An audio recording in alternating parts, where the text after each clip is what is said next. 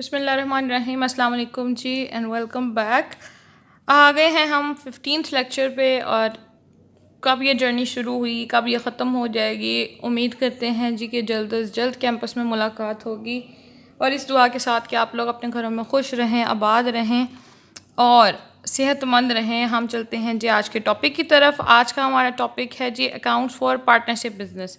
इससे पहले हम एक ओवरव्यू ले लेते हैं जी कि हमने अब तक क्या क्या पढ़ लिया है from the beginning till the end, या जब अब तक हमने क्या क्या पढ़ा है जी। हमने सबसे पहले स्टार्टिंग में पढ़े आपके कंपनीज़, जॉइंट स्टॉक कंपनी क्या होती है, अपना कैपिटल कैसे लेती है, मतलब अपने कैपिटल को किन वेस के थ्रू रेस करती है जी। हमने वो पढ़े, हमने डिबेंचर्स पढ़े, हमने शेयर होल्डर्स पढ़े। हमने बाद में देखा जी कि कंपनी की जो फाइनेंशियल स्टेटमेंट्स हैं उनका एनालिसिस कैसे करना है।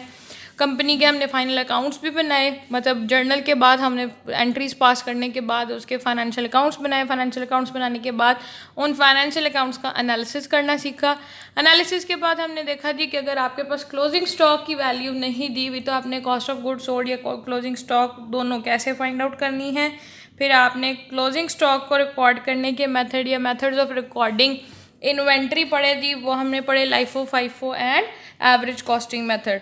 उसके बाद हमने आपके पढ़े थे जी इंटरनेशनल अकाउंटिंग स्टैंडर्ड्स जो थे आपके, उसका डिफरेंस देखा था जी कि what is international accounting systems और एफआरएस यानी जो फाइनेंशियल रिपोर्टिंग सिस्टम्स हैं उनमें डिफरेंस क्या है, दोनों किस तरह से काम करते हैं और दोनों की बेसिस क्या हैं। फिर हमने पढ़ा था जी इन वेरी मतलब जो रीसेंट लेक्चर है, जो आपका लास्ट 14th लेक्चर था, उसमें हमने पढ़ी थी जी कंसोलिडेटेड अकाउंट्स या अकाउंट्स फॉर कंसोलिडेटेड बिजनेस या कंसोलिडेटेड स्टेटमेंट्स का जो हमने पढ़ा था कि वो क्या थी। हमने कहा था जी कंसोलिडेटेड मींस कंबाइंड, कि ऐसी फाइनेंशियल स्टेटमेंट्स का एनालिसिस करना या उनको प्रिपेयर करना जो कि एक से ज़्यादा टाइम पीरियड के लिए हों या फिर एक से ज़्यादा डिपार्टमेंट्स की हों। हमने उसमें डिपार्टमेंटल अकाउंट्स के हिसाब से स्टडी किया था जी उन्हें। और मैंने कहा था जी जब आप लोग आगे प्रेजेंटेशंस देंगे या आपको असाइनमेंट्स मिलेंगी, मतलब फर्दर जो आपके सेमेस्टर्स होंगे वहाँ पे जब आप कंसोलिडेटेड स्टेटमेंट्स देखेंगे या बैलेंस शीट्स देखेंगे तो उन दोनों का एनालिसिस ईयर्स के हिसाब से होगा, कि आपको दो डिफरेंट ईयर्स की उन्होंने कंबाइन करके दी होगी ताकि उनका कंपैरिजन करना आपको आसान हो जाए। आज हमारा सेकंड लास्ट टॉपिक हम शुरू कर रहे हैं जी। इसके बाद सिर्फ एक टॉपिक और हमारा रह जाएगा आपके सेकंड सेमेस्टर के क्या लें जी सिलेबस में से, और वो होगा आपका कैश फ्लो स्टेटमेंट। ये सेकंड लास्ट है, लास्ट वाला हमारा कैश फ्लो स्टेटमेंट होगा। इस पे हम 2 से 3 लेक्चर लेंगे, अगर ज़रूरत पड़ी दो नहीं तो 3। और आपके कैश फ्लो स्टेटमेंट के 3 तो मस्ट होंगे, अगर ज़रूरत पड़ी तो एक एक्स्ट्रा लेक्चर हो सकता है अगर ज़रूरत पड़ी तो। ठीक है जी, चलते हैं आज के लेक्चर की तरफ के अकाउंट्स फॉर पार्टनरशिप बिजनेस क्या क्या होंगे, कैसे प्रिपेयर करने होंगे। लेकिन वो सब प्रिपेयर करने से पहले और जानने से पहले हमें ये जानना ज़रूरी है कि जी व्हाट इज़ पार्टनरशिप बिजनेस, या पार्टनरशिप क्या होती है हमारी स्लैंग लैंग्वेज में, या जो हमारी ऑर्डिनरी इंसान की, यानी हम फ़र्ज़ कर लें जी स्टूडेंट्स नहीं है बीबीए के, ना हमें कॉमर्स का पता है, किसी चीज़ का नहीं पता, तो हमारे लिए जब कोई दूसरा शख्स कहता है जी, आपसे पूछा जाए कि जी क्या कर रहे हैं, या आपने किसी से पूछा और वो आगे से कहे जी पार्टनरशिप बिजनेस है, तो इट मीन्स कि वो और कोई और शख्स मिलके कारोबार कर रहा है। अब वो एक शख्स भी हो सकता है, 2 भी हो सकते हैं और 3 भी हो सकते हैं। यानी पार्टनरशिप बिजनेस हमारे ऑर्डिनरी लैंग्वेज में है जी एन एक्टिविटी इन विच 2 और more people have joined together for the purpose of making profit या फॉर प्रॉफिट मेकिंग पर्पज़। अब अगर प्रॉफिट अर्न नहीं करना तो वो बिज़नेस नहीं होगा। अगर आपके किसी भी काम का मकसद ही, हमने वेरी फर्स्ट डे डिसाइड किया था जी बिज़नेस की डेफिनेशन में कि कोई भी ऐसी एक्टिविटी जिसका पर्पस प्रॉफिट मेकिंग होगा सिर्फ वही बिज़नेस कहलाएगी। अगर 2 लोग इकट्ठे हुए हैं और उनका पर्पस प्रॉफिट अर्न करना नहीं है तो वो बिज़नेस नहीं कहलाएगा। पार्टनरशिप बिजनेस में हम कह रहे हैं जी कम से कम 2 लोग या उससे ज़्यादा लोग अगर इकट्ठे हुए हैं और उनका पर्पस है प्रॉफिट अर्न करना तो वो आपका पार्टनरशिप बिजनेस कहलाएगा, otherwise that will not be called partnership. अब इसको पढ़ने से पहले मैं ज़रा इसकी पार्टनरशिप एक्ट के अकॉर्डिंग डेफिनेशन पढ़ती हूँ, फिर मैं आपको बताती हूँ जी कि मिनिमम और मैक्सिमम नंबर्स कितने होते हैं पार्टनर्स के। आपका पार्टनरशिप वो तो थी ऑर्डिनरी लैंग्वेज जो हमारी ज़ुबान में थी, या फॉर एन ऑर्डिनरी पर्सन थी जी कि जब 2 लोग प्रॉफिट मेकिंग के लिए इकट्ठे होते हैं या प्रॉफिट अर्निंग पर्पज़ के लिए इकट्ठे होते हैं तो वो आपकी पार्टनरशिप कहलाती है। आपका पार्टनरशिप एक्ट 1932 कहता है जी, उसका सेक्शन 4 है जिसमें इसकी डेफिनेशन दी गई है कि व्हाट इज़ अ पार्टनरशिप। तो वो कहता है जी, पार्टनरशिप इज़ अ रिलेशनशिप या it is a relation between persons who have agreed to share profits of the business carried by all or any of them, यानी कोई एक acting for all। अब पहले तो इसको लाइन बाय लाइन या कह लें जी छोटे छोटे पोर्शंस में डिवाइड करती हूँ और समझाती हूँ। उसने कहा जी, partnership is a relation between persons. अब उसने पर्सन में ये डिफाइन नहीं किया कि 2 होंगे, 4 होंगे, 6 होंगे, 8 होंगे। तो पार्टनरशिप एक्ट में आगे जाके वो कहीं ना कहीं ये देता है जी कि आपका अगर ऑर्डिनरी बिजनेस करना, यानी कोई भी और बिजनेस करना चाह रहे हैं, मर्चेंडाइज का है, सेल का है, ट्रेड का है, कुछ और करना चाह रहे हैं, उसके लिए आपके मिनिमम 2 लोग होने चाहिए। यानी नंबर ऑफ पर्सन्स जो यहाँ वो डेफिनेशन में दे रहा है, उसने कहा जी मिनिमम तो 2 ही होंगी, अगर एक है तो वो सोल ट्रेडरशिप है। यानी ये बात तय हो गई कि हमारे पार्टनरशिप में मिनिमम लोग, यानी कम से कम 2 लोग होने चाहिए। लेकिन वो कहता है जी, एक बिजनेस को छोड़ के बाकी तमाम बिजनेसेस के लिए मैक्सिमम आप 20 ले जा सकते हैं। ये मैंने ऊपर लिखा हुआ है जी, minimum 2 and maximum 20 for all the businesses. अब वो एक ऐसा कौन सा बिजनेस है जिसमें आपको लिमिट कम दी गई है या ये लिमिट चेंज कर दी गई है? वो है जी आपका बैंकिंग पर्पस। यानी अगर आपने बैंक बनाना है पार्टनर्स ने, तो वहाँ पे आपकी मिनिमम 2 होनी चाहिए, लेकिन मैक्सिमम 10 से ज़्यादा लोग नहीं होने चाहिए। यानी अगर आप पार्टनरशिप फर्म खोल के या पार्टनरशिप करके बिजनेस करना चाह रहे हैं, बैंकिंग का एक बैंक खोलना चाह रहे हैं, तो आपके पास 10 से ज़्यादा मेंबर्स नहीं हो सकते। पार्टनरशिप एक्ट की वो वायलेशन हो जाएगी। उसके बाद है जी, who agreed to share profits of the business. अब यहाँ पे सिर्फ profits of the business word क्यों यूज़ किया गया है जी? ये भी तो लिखा जा सकता था जी कि लॉस ऑफ द बिजनेस। तो कुछ ऐसे पार्टनर्स होते हैं, मतलब एक्सेप्शंस होती हैं आपकी, इसीलिए उसने डेफिनेशन में उसको क्लैरिफाई करने के लिए लिख दिया जी कि वो प्रॉफिट में तो एक दूसरे के साथ शामिल होंगे, लेकिन ज़रूरी नहीं कि हर पार्टनर लॉस में भी इक्वल शेयर रखता हो।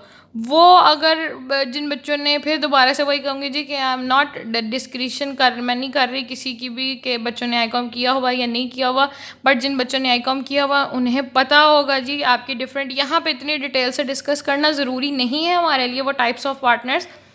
बट आपके कुछ पार्टनर्स होते हैं जी, जिस तरह माइनर पार्टनर्स होते हैं जिसकी एज 18 से ईयर से कम है, लेकिन उसको इनहेरिटेंस में अगर उसका फादर पार्टनर था और उन्होंने ये विल की जी कि मैं मर जाऊं तो मेरा बच्चा इस कारोबार में पार्टनर बन जाएगा, अगर इस तरह का कोई माइनर पार्टनर है तो he will be just partner in profit, उसको लॉसेस शेयर नहीं किए जाएंगे।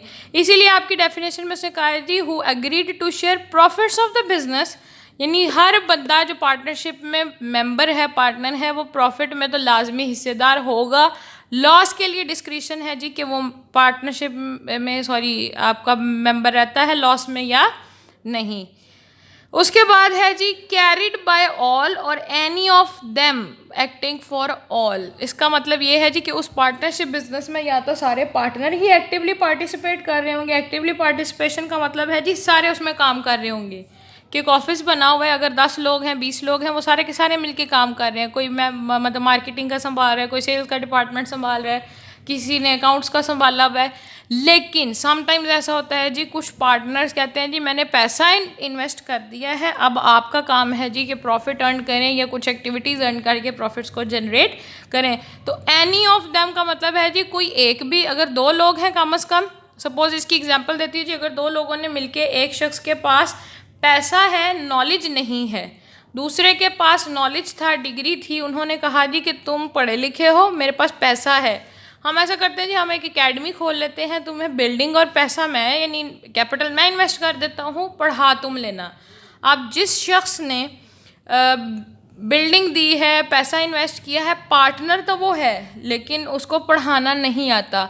जो दूसरा पार्टनर है जिसके पास डिग्री थी या जिसके पास एजुकेशन थी या जिसके पास एक्सपीरियंस है हर चीज़ का, वो क्या कर रहा होगा, he will be acting for all. यानी वो 2 हैं, 3 हैं, तो उनके बिहाफ पे वो एक्ट कर रहा होगा, काम सारा वो कर रहा होगा। इसी तरह पार्टनरशिप बिजनेस में अगर 20 लोग हैं तो ज़रूरी नहीं 20 के 20 काम करें, हो भी सकते हैं, ज़रूरी नहीं भी है कि सारे के सारे काम करें। तो उनके बिहाफ पे अगर 4 लोग काम कर रहे हैं, 5 लोग काम कर रहे हैं, तो वो ये लाइन है जी, any of them acting for all. वो 4 लोग पूरे पार्टनरशिप फर्म को रिप्रेजेंट कर रहे होते हैं। अब उसने कहा जी देयर आर सम एसेंशियल्स, यानी उसकी जो बेसिक्स हैं वो क्या है पार्टनरशिप बिजनेस की। उसने कहा जी there must be an agreement between all person, उनके दरमियान कोई ना कोई अग्रीमेंट होना चाहिए, मुआहदा होना चाहिए कि जी हम काम को किस तरह लेके चलेंगे, ठीक है, कौन क्या काम करेगा। सपोज अगर एक पार्टनरशिप फर्म में 10 लोग हैं और दे हैव नॉट डिसाइडेड कि व्हाट टू डू, कि किसने क्या काम करना है, किसने क्या काम करना है। आप किसी स्कूल कॉलेज की एग्जांपल ले लें, वहाँ पे 10 टीचर्स, 10 फैकल्टी मेंबर्स, उन्होंने मिल के एक स्कूल कॉलेज यूनिवर्सिटी जो भी कह लें एकेडमी खोल लिए, कुछ भी बना लिया है, but they have not decided their jurisdiction, उन्होंने अपनी हदूद मुकर्रर नहीं की। अब सपोज अगर कोई शख्स अकाउंटिंग का है और उन्होंने डिसाइड नहीं किया कि वो सिर्फ अकाउंटिंग पढ़ाएगा या कॉमर्स के सब्जेक्ट पढ़ाएगा, और कॉलेज शुरू होने के बाद वो उर्दू भी पढ़ा रहा है, इंग्लिश भी पढ़ा रहा है, मैथमेटिक्स भी पढ़ा रहा है, तो it will be a messy thing. लेकिन जो शख्स उर्दू का है वो कहेगा जी अच्छा, अगर वो कहे कि मैं इंग्लिश पढ़ाना चाहता हूँ, तो ये सारी मिसअंडरस्टैंडिंग्स, ये जो सारी कह लें जी डिफ़िकल्टीज़ हैं, ये जनरेट इसलिए हुई कि उनके दरमियान कोई एग्रीमेंट नहीं था, कोई रूल ऑफ लॉ नहीं था जी कि हमने क्या काम करना है, किसने क्या काम। अगर वेरी फर्स्ट डे डिसाइड हो जाए जी कि फ़लाँ शख्स डिपार्टमेंट संभालेगा अकाउंट्स का, फ़लाँ मार्केटिंग देखेगा, ये शख्स पढ़ाएगा, या जिस तरह से सारे मामला, ये शख्स एडमिनिस्ट्रेशन देखेगा, तो आपको अपना बिजनेस रन करने में आसानी होती है। इसके बाद उसने कहा है जी the agreement must be to share the profits of the business. अब साथ ही साथ उसने ये भी लिख लेना है जी कि कौन सा शख्स, अब एक शख्स PhD है और दूसरा शख्स है जी सिर्फ उसने इंटर मिडल मैट्रिक पास किया हुआ है और वो PN है, तो क्या आपको लगता है दोनों पार्टनर्स इक्वल शेयर होल्डर होंगे? बल्कि इसकी तो एग्जांपल ये बहुत ही रफ थी कि जी क्वालिफिकेशन की बेस पे, हाँ अगर हम इसको कहें जी on the basis of capital, एक शख्स ने 10 लाख रुपया इन्वेस्ट किया है, दूसरे शख्स ने 1 लाख रुपया इन्वेस्ट किया है, काम दोनों ही नहीं कर रहे हैं। लेट्स सपोज एक ने 10 लाख रुपया दिया, एक ने 1 लाख रुपया दिया, और दोनों ने कहा जी कि हम काम नहीं करेंगे, हमारे बिहाफ पे कोई और एक्ट करेगा और प्रॉफिट में से जितना पोर्शन आएगा वो हम आपस में डिवाइड कर लेंगे। तो क्या आपको लगता है कि ये ठीक है कि 10 लाख वाले को भी उतना प्रॉफिट मिले जितना 1 लाख वाले को मिलना है? नहीं, जिसने 10 लाख इन्वेस्ट किया है उसको प्रॉफिट में से भी पोर्शन ज़्यादा मिलना चाहिए रादर दैन उस शख्स के जिसने सिर्फ 1 लाख रुपया इन्वेस्ट किया। अब अगर सपोज प्रॉफिट हुआ है 10,000 रुपया, मैं कहती हूँ जी 10 पार्टनर थे, सबको 1,000 मिलेगा, लेकिन ये तो ज़्यादती है ना जी। जिस शख्स ने 10 लाख रुपया इन्वेस्ट किया था उसको प्रॉफिट में से ज़्यादा पोर्शन मिलना चाहिए, जिसने 1 लाख इन्वेस्ट किया था उसको प्रॉफिट में से कम पोर्शन मिलना चाहिए। तो ये सारी बातें डिसाइड करने के लिए हम क्या करते हैं, एग्रीमेंट, और यही सारी बातें एग्रीमेंट में लाजमी डिस्कस होनी चाहिए।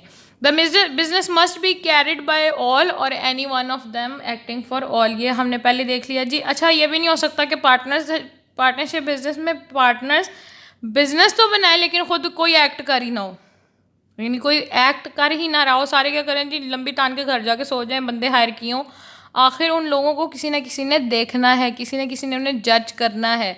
सो अगर आप सारे एक्ट नहीं कर सकते तो कोई ना कोई एक एटलीस्ट 1 मेंबर ऐसा होना चाहिए जो सारों के बिहाफ पे एग्रीमेंट्स कर रहा हो। मतलब पार्टनरशिप फॉर्म्स में ज़्यादातर इसी तरह के बिज़नेस होते हैं, आपके ट्रेड रिलेटेड इम्पोर्ट एक्सपोर्ट का बिज़नेस होगा तो वहाँ पे एग्रीमेंट्स करने पड़ते हैं। सपोज़ अगर हमारी कोई कंपनी है ABC, उसमें हम 10 मेंबर्स हैं, कोई भी एक्ट नहीं कर रहा, अगर मैं एज अ पर्सन आसमा से डील करने जा रही हूँ तो मैं वहाँ पे मतलब अगर मैं खुद जाती हूँ और मेरा नाम लिखा जाता है तो वहाँ पे मुझे मेरी आइडेंटिटी से नहीं पहचाना जाएगा, मुझे ये कहा जाएगा जी कि ABC लिमिटेड कंपनी का कोई कॉरेस्पॉन्डिंग पर्सन है जो आपसे मिलना चाहता है। वहाँ मैं अपनी कंपनी को रिप्रेजेंट कर रही होंगी, वहाँ ये आएगा जी रिप्रेजेंटिंग या एक्टिंग फॉर ऑल। मैं मतलब जब पार्टनरशिप बिजनेस में आ गई हूँ तो मैं इंडिविजुअली अपनी रिस्पॉन्सिबल तो हूँ ही हूँ, लेकिन अगर मैं पार्टनरशिप बिजनेस के काम से जा रही हूँ कहीं पे तो मुझे इंडिविजुअल हैसियत मेरी ख़त्म हो जाएगी। They will consider me as a partnership firm. ठीक है जी। उसके बाद हम देखना है, हमने जी ये लिखना बहुत लंबा हो जाना था, बहुत लेंथी हो जाना था, सो मैं इन चीज़ों को आपको बुक से पढ़ाऊँगी और अंडरलाइन करके बताऊंगी जी कि ये क्या क्या होती हैं।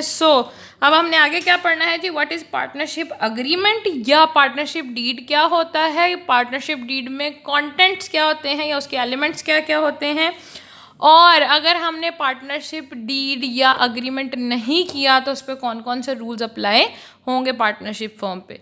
ठीक है जी, चलते हैं बुक की तरफ। ओके जी, आ गए हैं हम बुक पे। तो उसने कहा जी पार्टनरशिप अग्रीमेंट। पार्टनरशिप अग्रीमेंट को मैं एक दफ़ा जनरली समझा देती हूँ। एग्रीमेंट का मतलब होता है जी रिटन फॉर्म में कोई ना कोई मुआहिदा होना। हमारे यहाँ मुआहिदे के लिए बहुत स्लैंग वर्ड में लिखा जाता है जी, बहुत स्लैंग वर्ड यूज़ किया जाता है जी कि पक्के कागज़ों पे साइन करा लेना। व्हाट आर दोज पक्के पेपर्स या पक्के कागज़ क्या हैं जी, आपके स्टैम्प पेपर्स, जिनको आप स्टाम्प पेपर भी कहते हैं। ये अग्रीमेंट्स उन पे लिखे जाते हैं या हर तरह की डील हमारे यहाँ जो कानूनी होती है जी वो उन्हीं स्टैम्प पेपर्स पे लिखी जाती है। अब ये तो थी कानूनी या कह लें जी लॉ की लैंग्वेज में कि उन स्टैम्प पेपर्स पे या उन पक्के कागज़ों पे क्या लिखवाना है। मुआहिदा तो होगा लेकिन उस मुआहिदे में लिखना क्या है। अब जी पार्टनरशिप फॉर्म्स में क्या होता था, यानी ये चीज़ पहले हो सकता है ना हो। फ्रॉम द वेरी बिगिनिंग जब लोगों ने पार्टनरशिप फॉर्म स्टार्ट करना यानी बनानी शुरू की होंगी तो लोग इसको लिखना पसंद नहीं करते होंगे या नहीं लिखते होंगे। सपोज़ दो लोगों ने मिलके या दो दोस्तों ने मिलके आपस में पार्टनरशिप बिजनेस कर लिया। किसी को लगा जी कि हमारे दरमियान जो टर्म्स ऑफ एक्शन हैं या जिनको हम आजकल बड़ा वर्ड इन हुआ है जी SOPs। SOP stands for standing operation procedure, या जो आपके स्टैंडिंग ऑपरेशनल प्रोसीजर्स होते हैं कि हमने क्या काम किस तरह से करना है। सपोज़ उन दो दोस्तों ने आपस में वो SOPs डिसाइड नहीं की कि हमारी वर्क ऑफ एक्शन क्या होगी, हम प्रॉफिट्स किस तरह से डिवाइड करेंगे, अगर कोई हम में से काम करता है तो उसको सैलरी मिलेगी या नहीं मिलेगी, इन्होंने डिसाइड नहीं किया। ये हैं तब की बातें मैं बता रही हूँ जब अगर हो सकता है किसी ने एग्रीमेंट बनाना या रिटन फॉर्म में लिखना ना शुरू किया। उन्होंने आपस में बैठ के वर्बली डिसाइड कर लिया, यानी कि ज़ुबानी कलामी ये चीज़ें तय कर ली। उसने कहा जी अच्छा प्रॉफिट आएगा तो हम इक्वल शेयर कर लेंगे, जो भी होगा हम काम आधा आधा कर लेंगे। मतलब ये सारी बातें उन्होंने ज़ुबानी कर ली, रिटन में लिखी नहीं। उन्होंने कहा जी वी ट्रस्ट ईच अदर।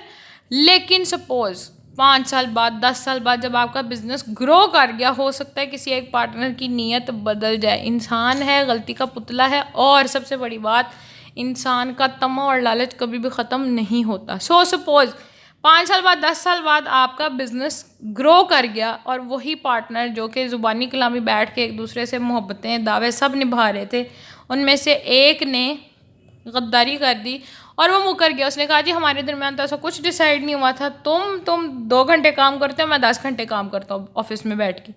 ठीक है जी, मतलब इन छोटी छोटी बातों पे तल्ख कलामी हो गई और ये डिसाइड हुआ जी कि प्रॉफिट में मेरा पोर्शन ज़्यादा होना चाहिए रादर दैन योर्स। तुम तो काम भी नहीं करते, हो सकता है कि वो शख्स जो 2 घंटे काम कर रहा है उसका काम ज़्यादा इफेक्टिव हो रादर दैन उस शख्स के, या यानी हो सकता है कि उसका काम ज़्यादा मुश्किल हो, उसका काम एग्रीमेंट्स लाना हो और दूसरे का काम सिर्फ ऑफिस वर्क हो जी, बैठ के सिर्फ निगरानी करनी है 10 घंटे। ठीक है, कि अकाउंट्स देख लो या अगर कोई और एम्प्लॉय है तो उनके ऊपर सुपरविजन कर लो, उसका काम हो सकता है as compare to other one कुछ भी ना हो। लेकिन वो अब ये कह रहे हैं जी मैं 10 घंटे ऑफिस में बैठता हूँ, तुम सिर्फ 2 घंटे के लिए आते हो, तुम्हें क्या लगे, इसीलिए मेरा प्रॉफिट में पोर्शन ज़्यादा होना चाहिए। ये क्या क्रिएट हो गया जी, डिस्प्यूट, यहाँ बनती है लड़ाई। बहुत सारे केसेस में सुना गया है जी, हमें हमारे बड़ों ने कहा कि कारोबार करना हो, पहली बात तो कारोबार करना बच्चों का खेल नहीं, हमारे बड़े ये कहते हैं। दूसरी बात उन्होंने ये समझाई है जी कि चाहे कारोबार ख़ानदान में किसी ने किया हो या ना किया हो, एक बात गिरा बांध लें जी अपने पल्लू से कि आपने पार्टनरशिप बिजनेस नहीं करना। हमेशा वो पार्टनर, हमारे यहाँ ये जनरल पर्सपेक्टिव भी है और रियलिटी भी ये है। हमारे यहाँ जिस शख्स को बिजनेस नहीं आता ना, उसको उसका पार्टनर ये कह के धोखा दे के भाग जाता है जी कि प्रॉफिट में लॉस हो गया है। सबसे बढ़िया ये रीज़न है जी हमारे यहाँ पार्टनरशिप की फेलियर्स की कि आपका जो पार्टनरशिप मेंबर होता है या पार्टनर होगा ना आपका, वो आपको ये कह के धोखा दे देता है जी लॉस ही पड़ा हुआ है। अब जो शख्स non banking non business background से है, उसको तो अकाउंट्स में स्टडी नहीं करने आते होंगे, वो बेचारा चुप करके ये मान लेता है जी हाँ लॉस हो गया है और सारे का सारा घाटा मुझे ही पड़ा है, मतलब उसको ये लगता है कि दोनों लूटे हैं या दोनों बर्बाद हुए हैं, लेकिन असल में वो सारे का सारा लॉस उसी को बेयर करना पड़ता है। इसीलिए इन सारी डिस्क्रिपेंसीज से, इन सारे प्रॉब्लम से बचने के लिए हम क्या कहते हैं जी, पार्टनरशिप एक्ट हमें कहता है from the very day first या from the very first day या on the beginning of your partnership form आप अपने दरमियान एग्रीमेंट लिख लें। 10 लोग 20 लोग एक ही दिन बैठें, डिसाइड कर लें किसने कितना कैपिटल इन्वेस्ट करना है, किसने कितना प्रॉफिट लेना है, किसने काम करना है। अब कभी कभी इन बातों पे भी झगड़े हो जाते हैं जी कि अगर कोई पार्टनर सपोज उसने पहले ये कहा था जी कि मैं एक्ट फॉर ऑल करूँगा, लेकिन अगर वो बाद में एम्प्लॉयमेंट कर रहा है आपकी ऑर्गेनाइजेशन के अंदर, मतलब वो सारे काम कोई और काम नहीं कर रहा पार्टनर, तो वो एक शख्स है जी जो मार्केटिंग का काम संभाल रहा है या सपोज अकाउंटिंग का काम, अकाउंट्स का काम संभाल रहा है, तो अगर महीना गुजरने के बाद वो ये कहता है जी कि मुझे मेरे प्रॉफिट के साथ साथ सैलरी भी दी जाए, तो यहाँ पे भी डिस्प्यूट क्रिएट हो सकता है। लोग मतलब पार्टनर्स ये कहेंगे जी कि भाई पार्टनरशिप में हिस्सेदार थे, आपने ये कहा था मैं एक्ट फॉर ऑल करूँगा कि मैं सारों के बिहाफ पे काम संभालूंगा, तो उसने कहा जी मुझे कंपनसेशन भी मिलनी चाहिए, तो इस बात पे भी लड़ाइयाँ हो जाती हैं। इसीलिए उसने पहले तो हम देख लेते हैं जी कि अग्रीमेंट होता क्या है, फिर हम ये देखते हैं जी कि उसमें डिसाइड क्या क्या कर सकते हैं और क्या क्या किया जाता है। उसने कहा जी the agreement among the partners which sets out the terms on which they have agreed to form a partnership is called, यानी वो आपने टर्म्स जो हैं वो डिसाइड करनी है, वो आपका पार्टनरशिप अग्रीमेंट कहलाता है। मैंने कहा है ना जी आपके एसओपीज़ या जो आपके ऑपरेटिंग प्रोसीजर्स हैं वो क्या होने चाहिए, प्रॉफिट किस तरह से डिस्ट्रीब्यूट होगा, किस तरह से नहीं होगा। अब वो आगे मैं पढ़ती जा रही हूँ जी, मैंने ये सारी चीज़ें पहले, उसने कहा जी it may be in writing और by the words of mouth और be employed from the course of conduct of parties. उसने कहा जी लिख के भी हो सकता है, बोल के भी हो सकता है। अगर आप वैसे नहीं बना रहे अपना कोई भी पार्टनरशिप अग्रीमेंट, तो हो सकता है कि पार्टीज़ के एक्ट शो कर रहे होंगे जी, एक शख्स सैलरी लेना नहीं चाह रहा लेकिन वो सारों के बिहाफ पे काम कर रहा है, तो उन पार्टीज़ के जो एक्ट्स हैं वो भी डिसाइड करते हैं कि जी व्हाट इज़ योर अग्रीमेंट। लेकिन उसने कहा जी it is desirable to have partnership agreement in writing to avoid the future disputes. आजकल की दुनिया तो वैसे ही मतलब चेंजिंग और एडवांस वर्ल्ड हो गई हुई है, यहाँ पे किसी का भरोसा नहीं किया जा सकता। सो फॉर 21st सेंचुरी मैं क्या प्रेफर करूँगी, आपका 1932 का एक्ट ही कह रहे हैं जी कि आपका पार्टनरशिप अग्रीमेंट रिटर्न होना चाहिए। अच्छा, जब लिखा जाता है ना पार्टनरशिप एग्रीमेंट, उसके एंड पे जितने पार्टनर्स ने वो मिलके बनाया है, अगर 20 हैं तो 20 के 20 वहाँ मौजूद होते हैं जब पार्टनरशिप एग्रीमेंट बन रहा होता है। और मज़े की बात यह है जी कि उस पार्टनरशिप एग्रीमेंट के एंड पे जब वो बन जाता है और सब आई एग्री है जो भी लिखी होती है टर्म उसके नीचे अपने सिग्नेचर करते हैं, तो अगर फ्यूचर में कोई डिस्प्यूट क्रिएट होता है तो उनको लाके वो दिखा दिया जाता है जी ये देखें आपने इस एग्रीमेंट पे साइन किए थे, अगर आपको तब एतराज़ था तो आपको ये सिग्नेचर्स नहीं करने चाहिए थे। एक और नसीहत करूँगी, कभी भी किसी पेपर को पढ़े बगैर उसके ऊपर सिग्नेचर्स मत किया करें। ब्लाइंड फोल्डेडली कभी भी कोई पेपर्स पढ़े बगैर उन पे साइन मत करें। हमेशा पहले उसकी स्टेटमेंट्स को पढ़ लें एक दफ़ा। अगर किसी बैंक के पेपर साइन कर रहे हैं, किसी इंश्योरेंस कंपनी के कर रहे हैं, कोई भी और कर रहे हैं, आप किसी लीगल प्रोसीजर में जा रहे हैं, कहीं कोई ऑफिशियल काम कर रहे हैं, तो मेक श्योर कि आप उन सारी डॉक्यूमेंट्स को एक दफ़ा गो थ्रू कर लें। कभी कभी कोई ना कोई एक ऐसा वर्ड होता है जो आपकी सारी ज़िंदगी बर्बाद कर सकते, मतलब आपको फंसा के जा सकते हैं। वो वर्ड्स जब आप अग्री कर देते हैं, आप कोई भी उनके अगेंस्ट एक्शन भी नहीं लिया जा सकता कोर्ट में, जब उन्हें ये कह दिया जाता है जी कि आपने यहाँ सिग्नेचर्स किए हुए थे, अगर आप अग्री नहीं करते थे तो आपको उस टाइम पे एतराज़ करना चाहिए था। ठीक है जी। उसके बाद वो कहता है जी पार्टनरशिप जी ये रहा जी, the documents in writing containing the various terms and conditions as to the relationship of partners to each other is called partnership deed. जो एक दूसरे पे जितनी लायबिलिटीज़ होंगी या जो भी टर्म्स है रिलेशनशिप की, वो पार्टनरशिप डीड कहलाता है। आपके पार्टनरशिप अग्रीमेंट को ही पार्टनरशिप डीड भी कहा जाता है। तो उसने कहा है जी डिफरेंट क्लॉजेज होती हैं आपके पार्टनरशिप अग्रीमेंट की, दे आर एज फॉलोज। सबसे पहले आपने पार्टनरशिप अग्रीमेंट में क्या लिखना है जी, name under which the business is to be formed और कैरिड ऑन, यानी आपके कारोबार का नाम क्या होगा। अब हर बंदा ये नहीं कह सकता जी मेरे नाम से बनेगा, मेरे नाम से बनेगा। सो मेक श्योर कि आप पहले दिन से डिसाइड कर लें कि आपकी उस फर्म का या पार्टनरशिप के बिज़नेस का नाम क्या होगा। दूसरे नंबर पे आपकी नेचर ऑफ बिज़नेस क्या होगी। आप ट्रेड करना चाह रहे हैं, आप रिटेल का बिज़नेस करना चाह रहे हैं, आप बैंकिंग का बिज़नेस करना चाह रहे हैं, आप मैन्युफैक्चरिंग में जाना चाह रहे हैं, ठीक है। अपने लाइन ऑफ बिज़नेस या लाइन ऑफ एक्शन को आपने पहले दिन डिसाइड कर लेना है। The capital of the firm and the portion in which it is to be contributed by each partner. अब हर पार्टनर अपना लिखवाएगा जी, मतलब अगर मैं 5 लाख इन्वेस्ट कर सकती तो मैं कहूँगी जी आसमान से ज़्यादा 5 लाख कैपिटल। कोई और होगा तो वो कहेगा जी 10 लाख कैपिटल। किसी और ने करना है तो हो सकता है वो भी कहे जी 5 लाख दूंगा। यानी आपने वेरी फर्स्ट डे लिखवा दिया कि आप कितना कैपिटल इन्वेस्ट करना चाह रहे हैं। Ratio in which profits and losses are to be shared in the partners. अब पार्टनरशिप अग्रीमेंट बनाने का सबसे बेसिक पर्पस यही होता है जी कि हमने वो रेशो डिसाइड कर लेनी है जिसमें हम आपस में प्रॉफिट एंड लॉसेज डिवाइड करेंगे। अगर सारे मिलके ये कहते हैं जी ठीक है किसी का 5 लाख है, किसी का 7 लाख है, किसी का 8 लाख है, यानी इतना डिफरेंस नहीं है, तो हम प्रॉफिट और लॉसेस को इक्वली शेयर करेंगे। अगर सब ने ये एग्री कर लिया है तो वो इक्वल बेसिस पे ही होगा।